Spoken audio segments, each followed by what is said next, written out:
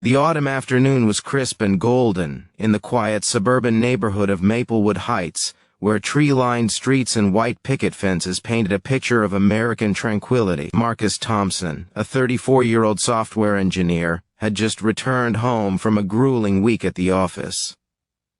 All he wanted was to relax, maybe catch up on some streaming shows and enjoy the weekend. But first, he had a mundane task to tackle: upgrading his home internet system.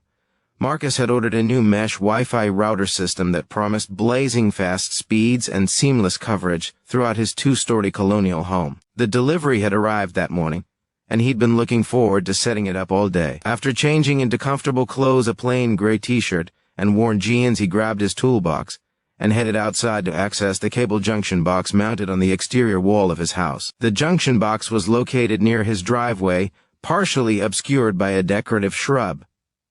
Marcus had lived in this house for 3 years, having saved diligently to afford it in this upscale neighborhood. He knew every inch of his property, every quirk of the aging infrastructure, and exactly what needed to be done to get his new system running smoothly. As he knelt on the grass, unscrewing the panel of the junction box with a Phillips head screwdriver, Marcus hummed along to the music playing from his wireless earbuds. The technical manual for the router lay spread out beside him, its pages fluttering slightly in the breeze.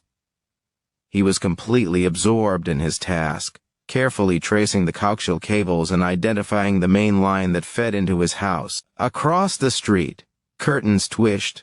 Deborah Whitmore, a 52-year-old self-appointed neighborhood watch enthusiast, had been watering her begonias when she noticed Marcus working outside. She'd seen him around before he'd moved in a few years back, but they'd never formally met. Deborah prided herself on being vigilant, on keeping the neighborhood safe, though her definition of safety often seemed to correlate with maintaining a certain aesthetic and demographic. Squinting through her reading glasses, Deborah watched Marcus with growing suspicion. She saw a black man in casual clothes, kneeling by what appeared to be utility equipment, with tools spread around him. In her mind, an alarm bell began to ring. Why would someone be tampering with cable boxes in broad daylight? Was this some new crime technique? She'd read articles online about copper wire theft and vandalism. Surely if this man actually lived there, he'd have called a professional to handle such technical work. Without bothering to walk across the street and simply ask Marcus what he was doing, Deborah retreated into her house and dialed 911. Her voice trembled with manufactured urgency as she reported a suspicious person tampering with utility equipment on Riverside Drive. She described Marcus in terms that would later prove problematic, emphasizing his race and suggesting he appeared out of place in the neighborhood. The dispatcher, trained to take all calls seriously, assured her that officers would be sent to investigate. Marcus remained blissfully unaware of the drama unfolding across the street.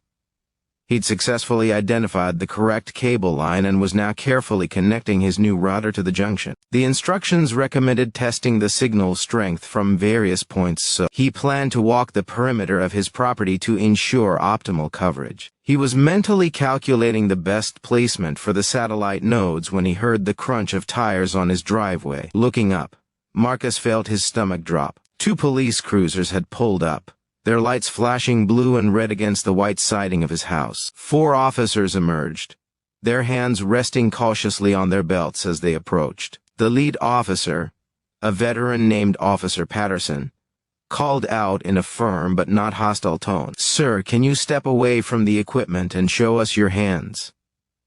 Marcus's heart began to race. As a black man in America, he'd had the talk from his parents about police encounters. He knew the statistics, the stories, the tragic headlines. Slowly, deliberately, he removed his earbuds and raised his hands, the screwdriver still clutched in his right palm. "Officers, I live here. This is my house. I'm just installing a new Wi-Fi router." His voice was steady, though inside he felt a familiar combination of fear and frustration. Officer Patterson exchanged glances with his colleagues. They'd responded to calls like this before, concerned citizens reporting people who turned out to be exactly where they belonged. But protocol demanded they verify the situation.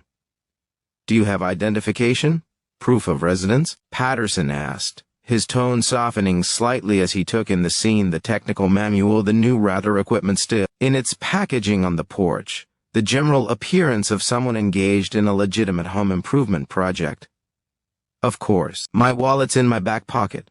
Can I reach for it?" Marcus asked, knowing that any sudden movement could be catastrophically misinterpreted. "Slowly, please." Patterson nodded. Marcus carefully produced his driver's license, which clearly showed his name and this exact address. Patterson examined it thoroughly, then radioed into dispatch to run the information. While they waited, one of the other officers, a younger cop named Rodriguez, noticed the router packaging. "New mesh system?" Rodriguez asked, his posture relaxing. "I've been thinking about getting one of those myself. How's the installation going?" The question broke some of the tension. Marcus explained the process, pointing out the junction box and describing the layout of his home network. It became increasingly obvious to all the officers that they were dealing with a homeowner engaged in routine maintenance, not a criminal operation. When the radio confirmation came back, Marcus Thompson, property owner, "At this address, no warrants, clean record," Officer Patterson sighed. This was the third such call they'd responded to this month, and the pattern was becoming uncomfortable to ignore. "Mr. Thompson, we apologize for the inconvenience. We received a call about suspicious activity. Clearly, you're doing nothing wrong."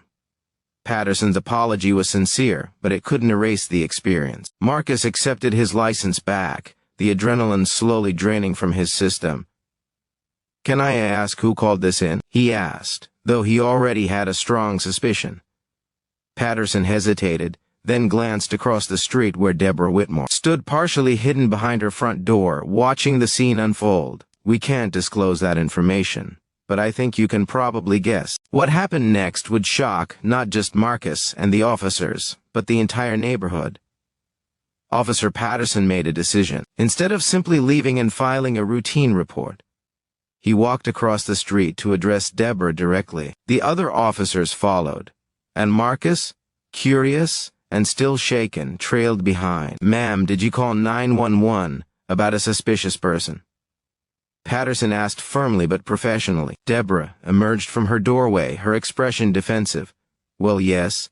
I saw someone tampering with equipment. I was just being a good neighbor, protecting property values." "That man you reported," Patterson gestured toward Marcus, "is Mr. Marcus Thompson. He owns the house across the street. He's been living there for 3 years. He was installing his own Wi-Fi router on his own property." The color drained from Deborah's face as the reality of what she'd done settled in. Around them, other neighbors had emerged from their homes, drawn by the commotion of police cars and flashing lights. The scene was no longer private. Officer Rodriguez stepped forward, his voice carrying a note of frustration that reflected years of responding to similar calls. "Ma'am, we need to have a serious conversation about when it's appropriate to call 911. This is the third false alarm from this street this year, and in each case, the suspicious person was a resident or a legitimate visitor. These calls waste police resources and create dangerous situations for everyone involved." But the real shock came when Patterson continued his investigation. He asked Deborah point-blank, "Did you attempt to verify this person's business here before calling the police? Did you consider walking over and simply asking what he was doing?" Deborah stammered, "Well, I didn't think. I mean, he just looked." The unfinished sentence hung in the air, heavy with implication. Marcus stood there, watching this woman struggle to articulate her prejudices without explicitly naming them. He'd experienced subtle racism countless times, the followed too closely in Store's variety, the surprise when he spoke at industry conferences, the assumptions about his job or education. But this felt different, more blatant, more dangerous. What truly shocked everyone, however, was what Officer Patterson did next. He didn't just lecture Deborah and leave. He turned to the assembled neighbors and addressed them directly, using this moment as an impromptu community intervention. "Folks, I've been a police officer for 18 years. I've responded to real emergencies and false alarms. What happened here today represents a waste of police resources. Yes, but more importantly, it represents a failure of community. Mr. Thompson could have been seriously harmed because someone made assumptions based on appearance rather than facts. Before you call 911, ask yourself, is there an actual crime occurring? Or am I uncomfortable because I don't recognize someone? The silence was profound. Several neighbors looked ashamed. Others nodded in agreement. One elderly gentleman, Mr. Chen, stepped forward. "Marcus, I'm sorry this happened. I've seen you out here maintaining your yard, going to work. We should have introduced ourselves properly. We should have been better neighbors."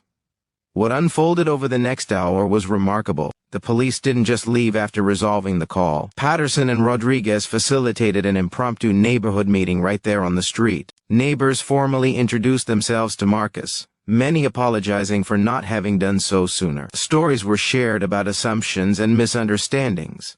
It wasn't comfortable, but it was necessary. Deborah, to her credit, eventually approached Marcus. Her apology was tearful and seemed genuine. "I was scared, but I realize now that my fear was based on stereotypes I didn't even know I had. I'm truly sorry for putting you through this ordeal." Marcus accepted the apology, though he explained that acceptance didn't mean the incident hadn't affected him. "I shouldn't have to prove I belong in my own home," he said quietly. "That's the part that needs to sink in." The officers filed their report, but they also did something unusual. Patterson recommended that Deborah attend a community awareness workshop the department offered about implicit bias and appropriate use emergency services. He also suggested the neighborhood association organize regular community meetups to help residents actually get to know each other. As the police finally departed and neighbors returned to their homes, Marcus stood in his driveway, looking at his half-installed router equipment. The task that should have taken an hour had consumed his entire afternoon and left him emotionally exhausted. Yet something had shifted in the neighborhood. Conversations had started. Awareness had dawned. In the days that followed, the story spread through Maplewood Heights and eventually made local news. It sparked discussions about racial profiling, the weaponization of 911 calls, and the responsibility of community members to build actual connections rather than making assumptions. Marcus received apologies from neighbors he'd never met, along with invitations to block parties and book clubs. The incident became a catalyst for change. The neighborhood association implemented new community-building initiatives. The police department used the case in training scenarios about de-escalation and addressing bias in policing. And Deborah Whitmore became an unlikely advocate for the very workshops she'd been required to attend, speaking openly about confronting her own prejudices. For Marcus, the experience left scars but also opened unexpected doors. His story resonated with countless others who'd faced similar situations. He began speaking at community forums about the experience of being presumed guilty in your own home, helping to humanize an issue that too many people preferred to ignore. The Wi-Fi router? It worked perfectly once installed, providing excellent coverage throughout Marcus's home. But the real connection established that day wasn't digital, it was human, uncomfortable, necessary, and ultimately transformative for everyone involved. The week following the incident brought changes that rippled through Maplewood Heights like stones thrown into a still pond. Marcus had finally completed his Wi-Fi installation that evening, working under his porch lights long after the police had left and the neighbors had retreated to their homes. But sleep didn't come easily that night. He lay awake, replaying the moment he'd looked up to see those police cruisers, the flash of blue and red lights against his house, the sick feeling of fear that had flooded his chest. His girlfriend, Jasmine, had arrived later the evening after he'd called her. She'd driven straight over from her apartment downtown, her own anger and fear evident in her tight embrace. This could have gone so differently, she kept saying, her voice breaking. They both knew the statistics, the names that had become hashtags, the families forever changed by encounters that escalated in seconds. But it didn't, Marcus had replied, though his hands still trembled slightly as he held his coffee mug. Patterson and Rodriguez, they actually handled it right. They de-escalated. They educated. That's something, isn't it? By Monday morning, the story had spread beyond the neighborhood. A neighbor named Sarah Chen, the daughter of Mr. Chen, who'd apologized, worked as a reporter for the local newspaper. She'd asked Marcus if she could write about what happened, promising to handle it sensitively. After discussing it with Jasmine and sleeping on the decision, Marcus agreed. The article ran Wednesday morning under the headline, "When Being Home Is T Safe Enough? Local man's Wi-Fi installation interrupted by police call." The response was immediate and overwhelming. Marcus's phone buzzed constantly with messages from old college friends, former colleagues, and complete strangers who'd experienced similar situations. His inbox flooded with stories from other black homeowners who'd been questioned while checking their own mailboxes, mowing their own lawns, or sitting on their own porches. Each message added weight to what Marcus already knew. His experience wasn't isolated. It was emblematic. The Maplewood Heights Neighborhood Association called an emergency meeting for Thursday evening. Marcus debated whether to attend. Part of him wanted to avoid the spotlight, to retreat into the safety of his home and try to forget the whole thing. But another part, the part that had been raised by parents who'd marched in the civil rights era, knew that silence accomplished nothing. The community center was packed beyond capacity when Marcus arrived with Jasmine. Every folding chair was occupied and people lined the walls. He recognized most faces from the neighborhood, but there were also unfamiliar ones, residents from adjacent communities, members of local advocacy groups, and several reporters with notebooks ready. Deborah Whitmore sat in the third row, her husband beside her. When she spotted Marcus entering, she stood and made her way toward him. The room seemed to hold its collective breath. "Marcus," she began, her voice shaking, "I know I apologized on Saturday, but I need to say it again publicly. What I did was wrong. I let fear and assumptions guide me instead of basic human decency. I called the police on you because of how you looked, not because of what you were doing. I'm ashamed, and I'm committed to doing better." Her apology was met with scattered applause, though Marcus noticed some community members shaking their heads, skeptical of whether words could translate into genuine change. He accepted her handshake, appreciating the public accountability, even as he remained cautious about her long-term commitment. The meeting itself was intense and emotional.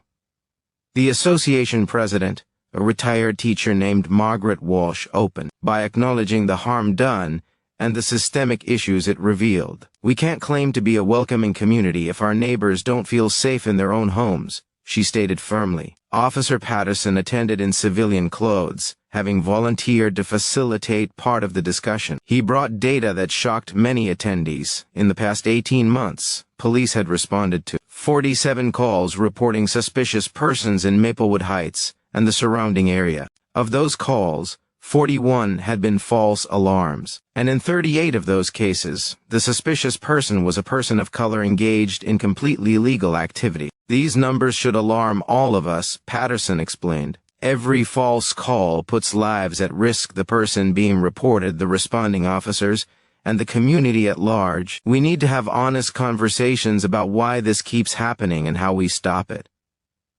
Marcus was invited to speak. He approached the microphone, feeling the weight of hundreds of eyes on him. For a moment, he considered keeping his remarks brief and diplomatic, but standing there, looking out at faces ranging from genuinely concerned to defensively uncomfortable, he decided on honesty instead. "I'm a software engineer. I have 2 degrees. I pay my taxes, volunteer at the food bank, and coach youth basketball on weekends. But none of that mattered when I was kneeling in my own yard, installing my own Wi-Fi. What mattered to the person who called the police was the color of my skin. Let's be real about that." The room was silent except for the scratching of reporters' pens. "I'm tired," Marcus continued, his voice gaining strength. "I'm tired of having to prove I belong everywhere I go. I'm tired of making myself smaller, less threatening, more palatable. I'm tired of the mental calculations I run every time I leave my house, what I wear, how I speak, how I move, all designed to make other people comfortable with my existence." Several people nodded, some wiped tears, others shifted uncomfortably in their seats. "But here's the thing, I'm also hopeful. I'm hopeful because Officer Patterson didn't just respond to a call and leave. He educated. I'm hopeful because people showed up tonight instead of pretending this didn't happen. I'm hopeful because some of you are uncomfortable right now, and discomfort is where growth begins." Jasmine squeezed his hand as he returned to his seat. The meeting continued for another 2 hours, with community members proposing concrete action: mandatory bias training for neighborhood watch volunteers, regular community cookout to build actual relationships, a partnership with local advocacy groups, and a revised protocol for when to actually call 911. versus when to approach a neighbor directly. Mr. Chen stood and shared his own story of being followed in stores when he first immigrated from Taiwan. In the 1980s, his voice thick with emotion as he drew parallels to Marcus's experience. A young white mother tearfully admitted she'd crossed the street when seeing young black men walking toward her, and committed to examining and changing that reflexive response. The conversations weren't always comfortable. Some residents pushed back, insisting they'd call police whenever they felt unsafe, regardless of whether actual crime was occurring. Others dismissed the concerns as making everything about race, but the majority seemed genuinely moved and committed to change.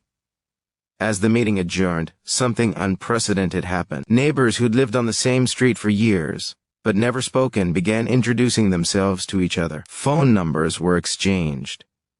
Coffee dates were scheduled. The community center's bulletin board filled with sign-up sheets for the newly proposed initiatives. Walking to his car, Marcus felt emotionally drained but cautiously optimistic. Real change wouldn't happen overnight. One meeting, one conversation, one apology, none of these erased decades of conditioning and systemic bias. But they were starting points, foundations upon which something better might be built. "You did good in there," Jasmine said, linking her arm through his. "Really good." Marcus looked back at the community center, where lights still blazed and people still talked in animated clusters. "We'll see," he replied. "Talk is easy, it's the follow-through that matters." The following weeks would test whether Maplewood Heights was truly ready to transform words into action, discomfort into growth, and a moment of crisis into lasting change.